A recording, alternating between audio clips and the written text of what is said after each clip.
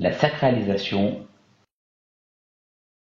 Pour commencer le Hajj ou le Umrah, il faut obligatoirement débuter par la sacralisation. Le sens linguistique de la sacralisation, c'est l'empêchement. Les juristes l'ont défini comme l'intention d'entrer dans le pèlerinage suivi des actes du Hajj. Le bain rituel est recommandé pour celui qui est en état de sacralisation. En s'épilant les aisselles et le pubis, en se taillant la moustache et en se coupant les ongles. Aussi, l'homme en état de sacralisation enlève tout vêtement cousu, adoptant la forme d'un membre du corps.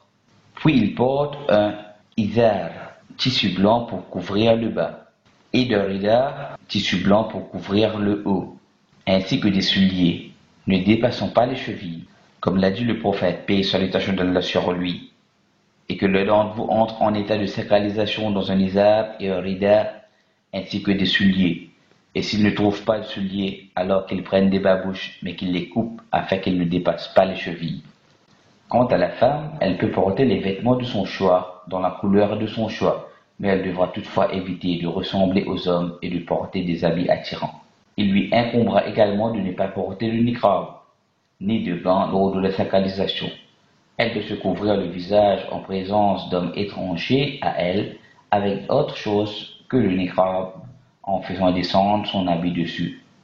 Il est recommandé pour le pèlerin de se parfumer au moment où il commence la sacralisation.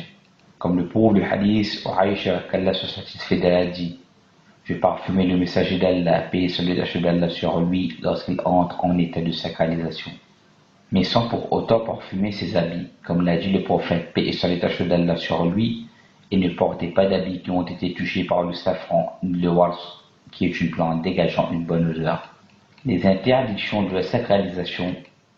Il est interdit à celui qui est en état de sacralisation de se raser, se couper les cheveux, ainsi que l'épilation, comme l'a dit Allah exalté soit-il, et ne rasez pas vos têtes avant que l'offrande, l'animal sacrifié n'ait atteint son lieu d'immolation. L'empêchement englobe tous les poils du corps basant sur les cheveux de la tête. De ne pas couper les ongles. De ne pas couvrir la tête directement. Le prophète, paix et salutation d'Allah sur lui, a décrit l'habit de l'homme, qui est en état de sacralisation, et il a dit « Il ne doit porter ni chemise, ni turban, ni pantalon, ni cape recouvrant la tête. » Et il, paix et salutation d'Allah sur lui, a dit à propos du pèlerin qui meurt en état de sacralisation « Et ne couvrez pas sa tête, car il sera ressuscité le jour de la résurrection, prononçant la talbiya. » S'il ne couvre pas la tête directement, comme par exemple l'utilisation d'un parapluie ou s'il se trouve dans une tente, à l'intérieur d'une maison ou dans une voiture, alors il n'y a pas de mal à cela. C'est aussi défendu pour l'homme qui est en état de sacralisation de porter tout vêtement cousu, comme les pantalons, les chemises, les babouches et les chaussettes. Si la personne qui veut se sacraliser ne trouve pas d'izar, elle peut alors porter un pantalon en attendant d'en trouver un. Et s'il ne trouve pas de souliers, alors qu'elle porte des babouches, comme l'a dit le prophète, paix et salutation d'Allah sur lui, et s'il ne trouve pas de souliers, alors qu'elle mette des babouches, mais qu'il les coupe jusqu'à ce qu'il lui arrive aux chevilles. Il est interdit à celui qui est en état de sacralisation de se parfumer le corps ou les habits, après qu'il se soit sacralisé, comme il est rapporté dans le hadith d'Ibn Omar, qu'Allah se satisfait de lui. Et ne portez pas d'habits qui ont été touchés par le safran et le wars. Comme c'est aussi défendu pour celui qui est en état de sacralisation de tuer ou chasser une proie. Comme l'a dit Allah exalté soit-il. Ô les croyants, ne tuez pas de gibier pendant que vous êtes en état d'ihram. Quiconque parmi vous en tue délibérément, qu'il compense alors, soit par quelque bête de troupeau semblable à ce qu'il a tué, d'après le jugement de 2 personnes intègres parmi vous, et cela en offrande qu'il fera parvenir à destination des pauvres de la Kaaba, ou bien pour une expiation en nourrissant des pauvres, ou par l'équivalent en jeûne.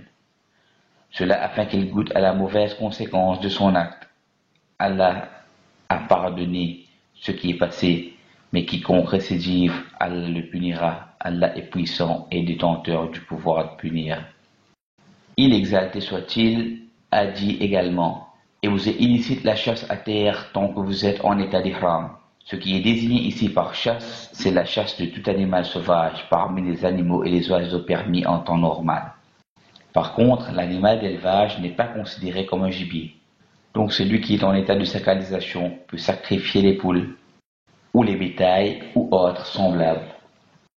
Il en va de même pour la pêche, comme Allah exalté soit-il a dit, la chasse en mer vous est permise et aussi d'en manger pour votre jouissance et celle des voyageurs. Quant à l'animal interdit à la consommation, comme la vipère ou le scorpion, il est permis de le tuer, ainsi que tout animal qui attaque, s'il ne peut s'en débarrasser que par ce moyen.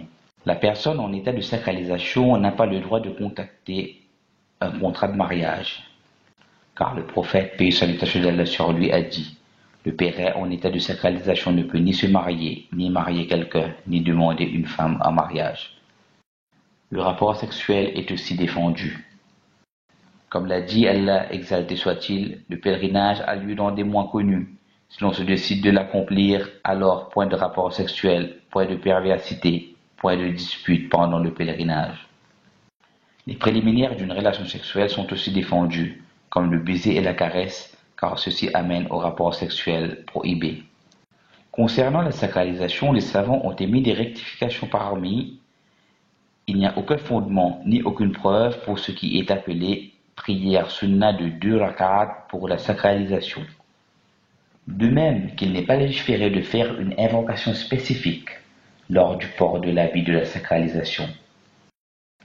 Si le pèlerin voyage en avion et craint de ne pas pouvoir porter son habit de sacralisation lorsqu'il arrive à l'endroit du début de sacralisation, qui est le miqat, alors il lui est permis de le mettre chez lui ou alors à l'aéroport de départ. Et il ne sera pas considéré pour autant comme étant entré dans un état de sacralisation. Il devra en effet attendre d'arriver à la limite de l'endroit de début de sacralisation, le miqat, pour pouvoir entrer dans cet état de sacralisation. Certains pèlerins découvrent leur épaule droite directement après avoir porté l'habit de sacralisation, ce qu'on appelle istiba'. Et ceci est incorrect. En fait, il est recommandé de se découvrir l'épaule droite lors du tawaf d'arrivée et seulement durant celui-ci. Alors que pendant les autres tawafs qu'il fera pendant son pèlerinage, il devra la recouvrir. Si des cheveux tombent de la tête du pèlerin en état de sacralisation lors de ses ablutions ou de son bain rituel, cela ne lui nuira pas. De même que les poils de sa moustache ou de sa barbe, ainsi que ses ongles. Il ne doit pas en tenir compte à condition qu'il ne le fasse pas exprès. Ceci est valable aussi bien pour l'homme que pour la femme, si elle perd quelques cheveux ou un ongle. Cela ne nuit en rien au rite du pèlerinage. Il est permis au pèlerin de porter un bordage sur son pied s'il en a besoin ou s'il a une utilité à le faire.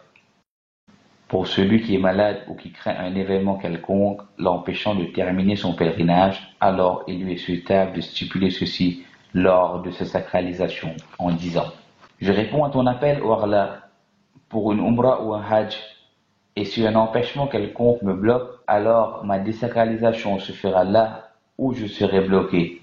Que si j'ai été empêché par cet obstacle, alors je me désacralise à ce moment et je ne complète pas les rites du hajj. » En effet, c'est dans Aïcha qu'Allah se satisfait d'elle que le prophète, paix et salutation d'Allah sur lui, est rentré chez Duba'a bint Zubayr et lui a dit « Envisages-tu d'aller au pèlerinage ?»